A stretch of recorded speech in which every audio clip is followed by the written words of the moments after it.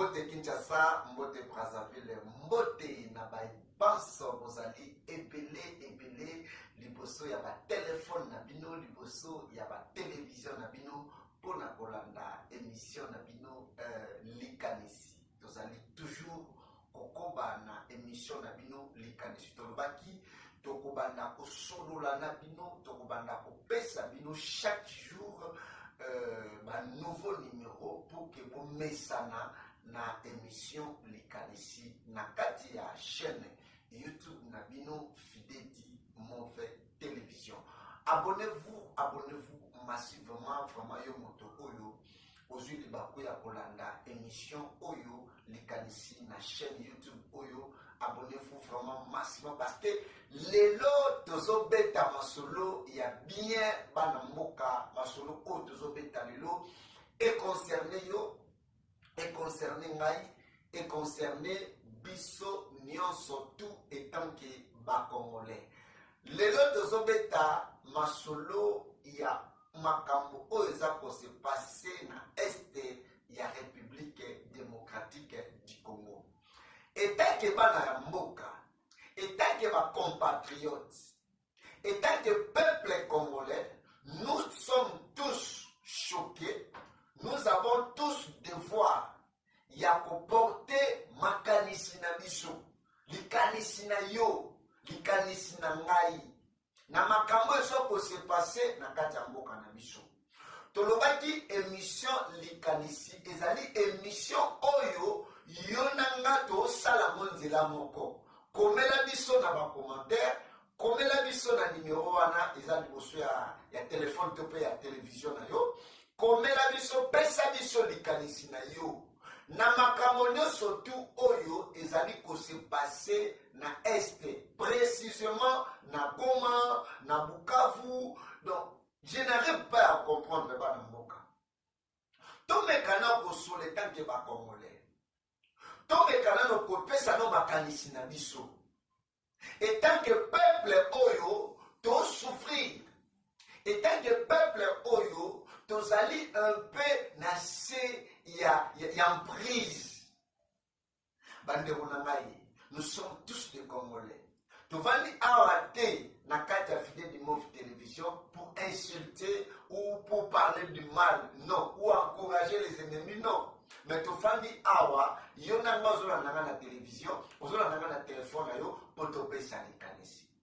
Lelo oyo, ça fait honte de voir que les ennemis de la République, batoyo, bazo nyoko la peuple, bazo nyoko la population, bazui penda basaki na bango, bazui ba valise na bango, bazui basi na ba na bango, basi imposer na kati ya mboka na biso. Basi imposer na kati ya mboka na biso, basali pe gouvernement na bango, gouvernorat na bango, parce que na soka kuna o gouvernement ya soki ya Sud Kivu, soki ya Nord Kivu, soki ya neni wana, basali makambo na bango. Et je pose la question biso baramboka to tuna question oyo. Tango Goma eza maboko ba M23 na ba AFC wana, Alliance sur le fleuve Congo wana. Je pose la question. Est-ce que le gouvernement na biso ya République démocratique du Congo a évité que Goma eza pas appartenir na RDC? L'effort des années. Naza vraiment mingi na ba côté wana ti. Ya pasi nangeza leki okoyoka o wazalendo azui village moko après quelques heures ba M23 ba botoli village wana. Je me pose des questions. Ezo zanga nini? Et wazalendo oyo azozwa ba place wana, ba village wana. Azozwa na qualité nini? Parce que ngande na yebeli na yebi ke wazalendo eza ba congolais volontaire o balobi tokokanga maboko te baboma bandeko na biso baboma mboka na bai bazwa mboka na biso. Ce sont des civils oyo bazwi mandoki nde bake kosala nini kobunda mpo na mboka na bango. Et maintenant okoyoka plus ikombe mati ya wazalendo okende kote wazalendo osonga kote wazalendo. Je pose la question. et le FARDC baosala nini. Parce que kaka koto wazalendo wazalendo et maintenant FARDC Force armée congolaise FARDC baosala nini. Il n'y a pas ces que wazalendo bakoki kozwa bana mboka eza pasi pe mawa o babotoli mboka wana. Mais ce que wazalendo babotoli mboka wana dans quelques heures on aura que non au R23 a récupéré mboka wana. Dernièrement awa o babotoli kabubu soki à l'aéroport wana babotoli moto moni ba mange wazalendo bazosepela to moni ba mange. Donc, wow, c'est bon, babotoli kabubu wana c'est que Bukavu déjà tes okwea. Mais dans quelques heures Torao wazalendo basongi na nani L23 basongi na kati ya Bukavu. Je me pose des questions to pesa no makanisi bana mboka. Yo zolanda ngai, yo zali boso ya téléphone na yo, ozali boso ya télévision na yo, ozolanda ngai. Et loko ni neza ko se passer. Ozo sala ke wazalendo babundi. FARDC ba poussi, ba repousser L23. Mais dans quelques temps, dans quelques heures, au moment basalili bazongi. Je me pose des questions. Qu'est-ce qui se passe? Et ça lui manque. Il y a quoi tenir ferme. Il y a des soldats, tu peux y avoir sur place pour maintenir que l'ennemi va attaquer par côté.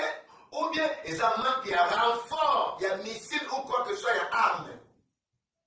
Parce que moi je crois, que ce soit le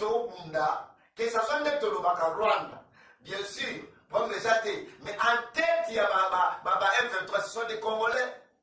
Mais ils ont un troupe, ils ont un pouvoir, pouvoir oyo, gouvernement congolais, bamboka lokola bagoma wana bamboka lokola babukavu wana. Si vous avez un gouvernement congolais na biso a décidé peut-être que tous à Bukavu lelo, a tie ba via likolo, a tie ya mai, a tie ya lenyo surtout. Je crois que force ya F23 côté de maté. Bande ona ngai eza pasi kolanda image oyo, botala image oyo, ndenge nini porte-parole. Porte-parole, il y a AFC, il y a M23. À ça qu'on se moquer dans le gouvernement congolais. À quel peu plus loin, il y a Kolobakino, président Félix Tshisekedi, Azoko Sama peuple congolais. Et ça vraiment pas si Sony, Penamawa, Tonandi, Image Oyo et Lomonangai, Tokei. Nous sommes le 15 avril, nous sommes avec les porte-parole de notre organisation. Le 15 avril. 2025. 12h35. En personne, Laurence Kanyuka. À l'aéroport. Vraiment. Vraiment. Yango et Monani. Vraiment. Merci. Pour rejoindre le mouvement. Vraiment.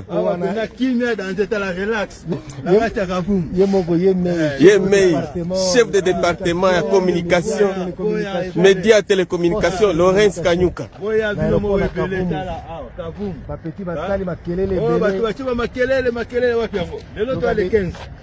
Sous contrôle. 12h35. Banakini boya ebele. Ensuite, 150. 150 bakoti na kisoda. Tout ça nga boya ebele. Banakini. Après le bolo basuso batonde ba général bato bazala boya. Erango yango botindele biso ka 150. Tout ça nga bino bo bakata muke na lo bazoya le 23. Hein? Bon, il y a le 23. Boko tapé na lo wana boko makoto. Tout ça la marambo ebele. Hein? Merci beaucoup Mokonzi. Merci beaucoup. Ingeta. Yeah, Ingeta. Merci beaucoup, peuple congolais. Nayebi que tant toza koloba makambo oyo, tozo pesa nde makanisi. Likanisi na yo ezali l'état du peuple congolais. Gouvernement makanisi ni boza na boya sorti que cette fois-ci, tant ba wazalendo ba récupérer ba mabele wana, ba récupérer ba village wana, ba tenir ferme. Pourquoi ba wazalendo ba tenir ferme? Pourquoi FARDC ba village oyazo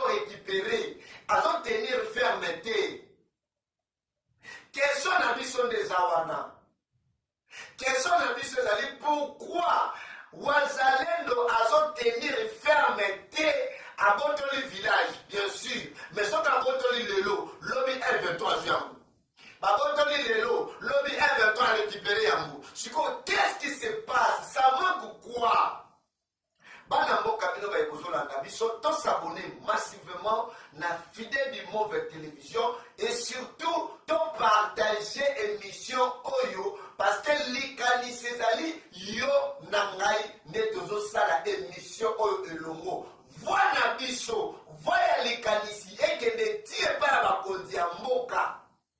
Ça demande quoi? Ça manque quoi pour que nos forces armées babotola bamboka wana ba village wana babotola yango mpe batenir ferme bato bazwi exemple kamovo wana soki aéroport wana tomoni ndenge babeleli bakamanyola wana yo surtout barécupéraki yango mais okomona quelque jour R23 azwi yango. Est-ce que eza chez eza kose passe? Est-ce que soki chez eza kose passe wana? Est-ce que gouvernement boko détecte te maladi wana pour que asilisa umba na moko? Merci beaucoup baebanso bozolanda biso ezali ngawa bino Serge Fidèle di Motonzambe émission likanisi ezali l'émission na yo awa tokofinga mutu te awa toza pour mutu te awa toza contre mutu te awa tokoloba na batendance nyonso tu likanisi na yo mwana mboka komela biso yango na commentaire likanisi na yo mwana mboka komela biso na WhatsApp na biso numéro wana eza na WhatsApp